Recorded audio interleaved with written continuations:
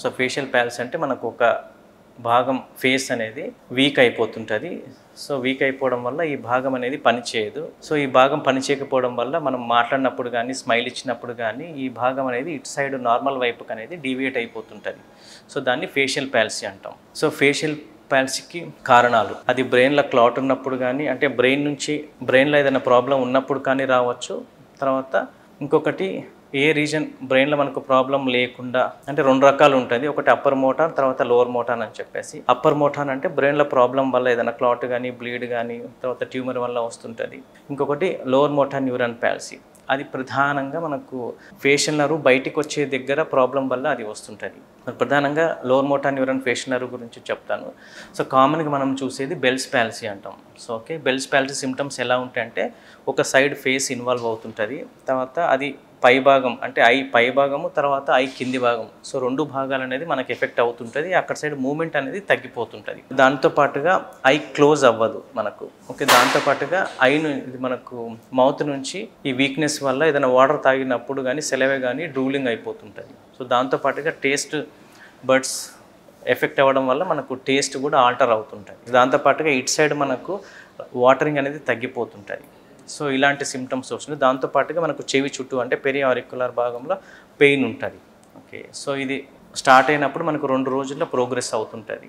So ఇలాంటి symptoms వచ్చినప్పుడు మనకు కారణాలు ఏంటివి? సో ప్రధానంగా బెల్స్ ప్యాలసీకి కారణం ఏమి ఉండదంటే అది ఇడియోపతిక్ ఉంటుంది. బట్ కొంచెంమందికి వైరల్ ఇన్ఫెక్షన్స్ వల్ల కూడా రావచ్చు. బట్ ప్రధానంగా మనకు కారణం ఏమి ఐడెంటిఫై అనేది చేయలేము. కొన్నిసార్లు ట్యూమర్ వచ్చినప్పుడు కూడా అలాంటి సిమ్టమ్స్ రావచ్చు. దానికి బ్రెయిన్ స్కాన్ తోటి మనం చెక్ చేసుకోవచ్చు. తర్వాత డయాబెటీస్ పేషెంట్స్లో కూడా బెల్స్ ప్యాలసీ అనేది ఫ్రీక్వెంట్గా చూస్తుంటాం. ఇలాంటివి వచ్చినప్పుడు మనం ఏం చేయాలి? ఓకే, సో బెల్స్ ప్యాలసీ వచ్చినప్పుడు ఫస్ట్ ఐడెంటిఫై చేసిన తర్వాత డయాగ్నోసిస్ చేస్తాం. సో డయాగ్నోసిస్ చేసిన తర్వాత నెక్స్ట్ మెడికేషన్స్. ఓకే, మెడికేషన్స్ మనకు స్టీరాయిడ్ మెడికేషన్స్ కామన్గా ఉంటుంది. బాడీ వెయిట్ని కేజీని బట్టి మనం 15 days పీరియడ్లో మనం టేపరింగ్ చేస్తూ వచ్చేసేయచ్చు. దాంతోపాటుగా కొన్నిసార్లు యాంటీవైరల్స్ కూడా ఇస్తుంటాం. బట్ ఇప్పుడు యాంటీవైరల్స్ అనేది నోవే ఇండికేటెడ్.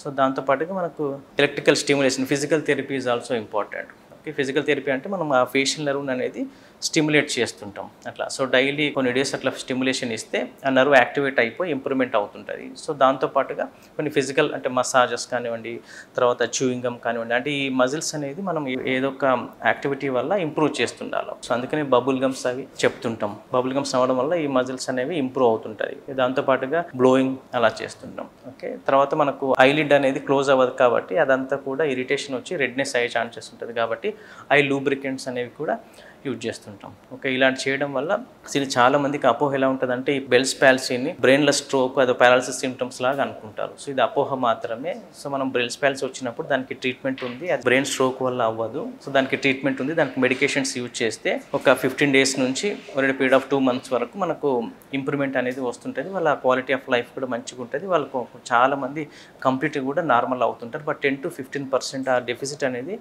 అలా ఉండిపోతుంది. కొంతవరకు మాత్రమే ఇంప్రూవ్ అవుతుంటుంది కొంచెం. సో దానికి ప్రాపర్గా ఐడెంటిఫై చేసి మెడికేషన్ స్టార్ట్ చేస్తే, ఫిజికల్ థెరపీ వెంటనే స్టార్ట్ చేస్తే చాలామంది నార్మల్ లైఫ్ కూడా వచ్చేస్తుంది.